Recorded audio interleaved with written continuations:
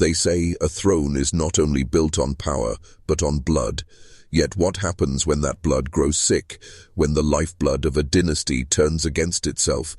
Imagine a family so obsessed with keeping their grip on power that they locked their doors to the outside world and married only among themselves. The result was not strength, it was weakness, centuries of decline written on the faces of kings and queens, in the twisted shapes of their bodies, in the broken minds that ruled nations. This is not a tale of victory, but of a slow decay, a dynasty crumbling under the very blood it worshipped. And yet, for centuries, they still sat upon the most glittering thrones of Europe. It is one of the darkest lessons in human history, that power without limits breeds madness, and isolation creates monsters.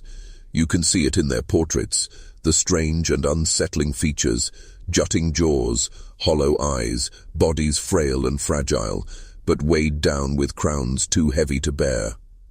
These were not ordinary families. They were empires in miniature, collapsing in on themselves, and while their palaces gleamed with gold and marble, behind the closed doors of their bedchambers, something far more disturbing was taking place. This is the story of the most inbred dynasty ever recorded. A family whose name once commanded armies, dictated laws, and stretched influence across continents. But their real legacy is not their power. It is the haunting reminder of what happens when human beings defy nature itself in pursuit of control. The story is both grotesque and tragic, for within it lies the suffering of children born into a prison of blood, of rulers made fragile by their very lineage, and of nations destabilized by the frailty of their kings. Every monarchy has secrets, but this one has something darker, something that history tried to bury in silence. It is not just a chronicle of kings and queens. It is a cautionary tale carved into bone and flesh, etched into the faces of rulers who could barely rule themselves. Tonight, we open the vault of history and look directly into the shadows they left behind. What you will hear is not myth. It is truth, and it is far more disturbing than legend. They called themselves chosen by God, anointed to rule above all others. But the dynasty's true foundation was not divine blessing. It was calculation, a desperate clinging to bloodlines that grew narrower with each passing generation. The Habsburgs, one of the most powerful ruling families in European history, bound themselves together through cousin to cousin, uncle to niece, even uncle to grandniece. Their ambition was eternal dominion, but the cost was corruption at the most intimate level, the corruption of their very flesh. For centuries they sat on the thrones of Spain, Austria, Hungary, and the Holy Roman Empire. Their banners flew over empires that shaped the world. Yet behind the grandeur of castles and cathedrals, their private lives resembled a closed circle, suffocating in its own obsession, a web of marriages so tangled that it could not sustain life without deforming it. The family tree did not branch outward, it folded in on itself, each generation collapsing closer and closer to ruin.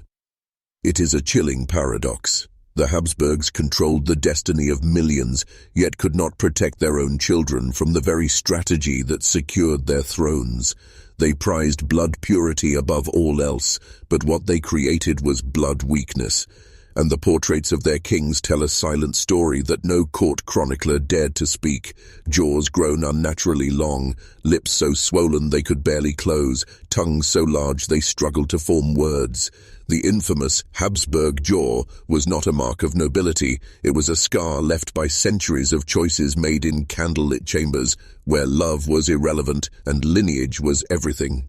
This obsession reached its most horrifying expression in the Spanish line of the family. Generations of intermarriage twisted their dynasty into something fragile, unstable, grotesque. The blood that was supposed to give them supremacy left them instead with madness, sterility, and early death. Every marriage was a gamble and every child a living reminder of the dynasty's decline, yet still the cycle continued. The throne was worth more than the health of their children. The crown was heavier than compassion. The Habsburgs believed they were preserving power, but in truth they were erasing themselves. Their story is not merely about kings and queens, It is about what happens when human ambition dares to rewrite nature. And as we move deeper into their history, the names and faces become more haunting, until the final heir of this bloodline, a young king, was born into a body already condemned by the choices of those who came before him. The culmination of this dynasty's obsession was a boy born in Madrid in 1661. His name was Charles II of Spain, but history remembers him by another title, El Hechizado, the Bewitched. He was the last of his line, and in his body lay the full inheritance of centuries of inbreeding. His birth was not a beginning but an ending, the fragile ember of a flame that had burned too long. From the moment he entered the world, it was clear something was terribly wrong. Charles was small, frail, and sickly, unable to speak until the age of 4, unable to walk until he was nearly 8. His skull grew abnormally large, his tongue so swollen that he could scarcely chew or articulate words. He drooled constantly, his speech garbled and slow. His jaw jutted forward in that infamous Habsburg deformity, so severe that he could not close his mouth completely. Eating was an ordeal. Breathing was labored. He was, in truth, a prisoner inside his own body. But beyond the physical, there was something more tragic. Charles's mind was clouded, his intelligence stunted by the same twisted inheritance. As king, he could not govern, and so Spain was ruled not by Charles but by factions, courtiers, and foreign powers who manipulated him like a marionette. His throne, once the seat of vast imperial power, became a hollow chair beneath a broken boy. The court whispered endlessly. Some believed he was cursed, that witchcraft had stolen his vitality. They sought exorcisms, charms, holy relics to heal him, as if his condition were the work of demons. But the truth was far simpler and far darker. Charles was not bewitched. He was bred. His suffering was the inevitable outcome of generations who chose crowns over children, bloodlines over life itself. By the time Charles reached adulthood, Spain was collapsing around him. The empire that had conquered half the known world now teetered on the edge of ruin, ruled by a man who could barely feed himself without assistance. His body was racked with disease, his fertility destroyed. He was married twice but produced no heirs. And with his death in 1700, the Spanish Habsburg line ended, not with a triumph but with a whimper, a haunting silence that spoke louder than any royal decree. Charles II stands as the most tragic figure of this dynasty, a king crowned in splendor, but condemned to live as a breathing monument to his family's choices. His life was not his own. It was the final chapter of a story written long before he was born. When Charles II died childless, it was not merely the end of a man, it was the collapse of a dynasty that had once commanded half the world. His death marked the extinction of the Spanish Habsburg line, and with it came chaos. The War of the Spanish Succession erupted, dragging Europe into one of its bloodiest conflicts, all because a family had destroyed itself from within.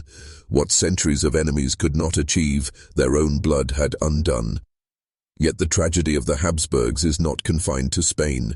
The Austrian branch of the family carried on, still weaving marriages among cousins, still clinging to the belief that their blood was sacred. The deformities were less dramatic than in Charles, but the shadow of weakness remained. Mental instability, fragile health, infertility, these were their inheritance. Even as their empire endured, their rulers bore the quiet scars of the same obsession. And still, they believed themselves untouchable. They wrapped their sickness in the language of destiny, calling it divine will. But history reveals a darker truth. They were prisoners of their own myth, shackled to a throne built on decay. For centuries they wore their crowns as if nothing were wrong, as if the portraits hanging in their palaces did not reveal jaws too long, eyes too sunken, mouths frozen in unnatural shapes. Artists painted them with reverence, but the deformities could not be erased. The faces themselves betrayed the cost of their pride. The people saw it, even if the court denied it. Whispers spread through villages and marketplaces, mocking songs, cruel rhymes about the royal jaw, the strange gait, the vacant stares of their kings. Power could not hide weakness forever. and beneath the gold and marble, the dynasty's body was rotting, one birth at a time. Perhaps the most haunting part of this story is not the physical deformities, but the human suffering.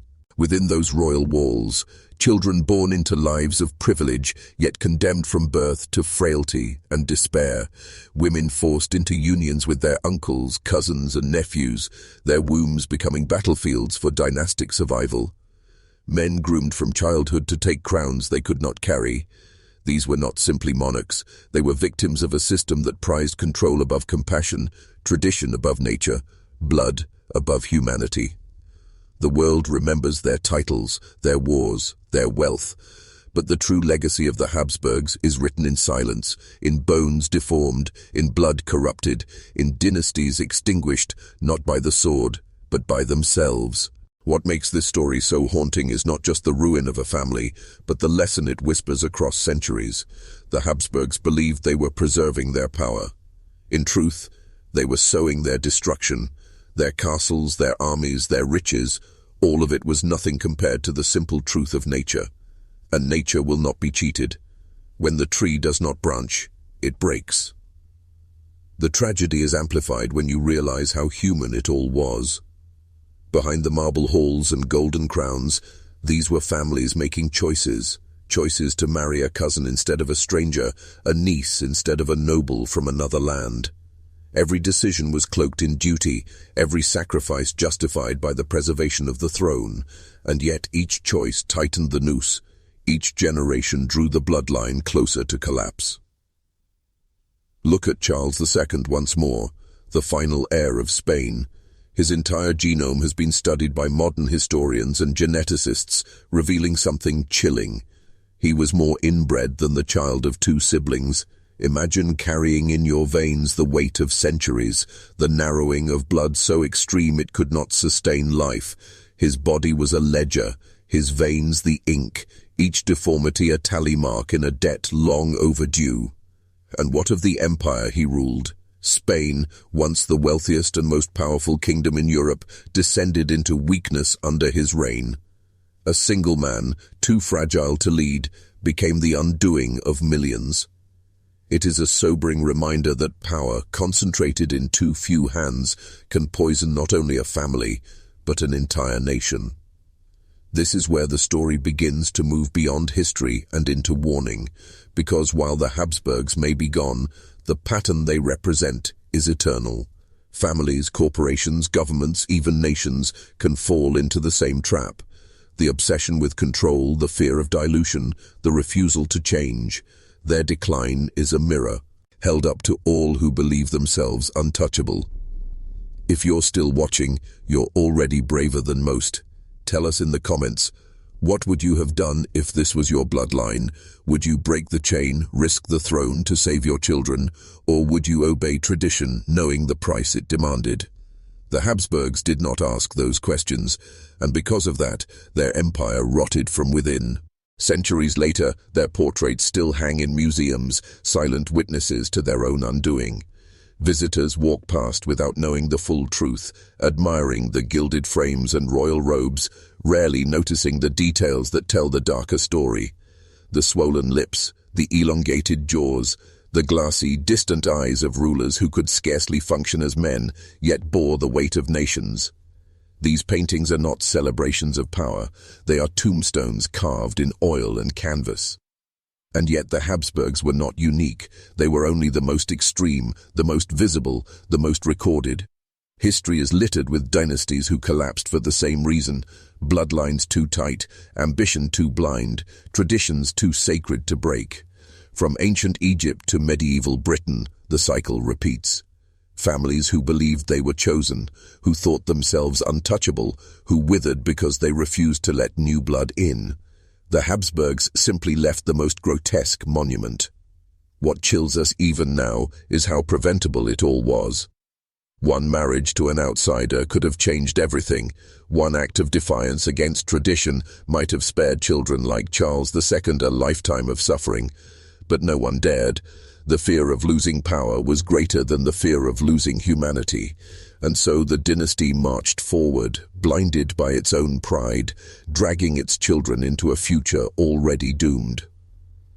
There is something almost biblical in the fall of the Habsburgs, as if they were punished not by their enemies, but by their own hands. Their faith told them they were chosen by God, but their bodies revealed the opposite. They were fragile, mortal, breakable.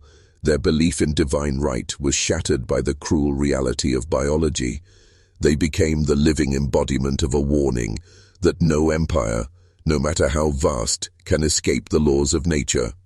And in the end, their power dissolved into dust.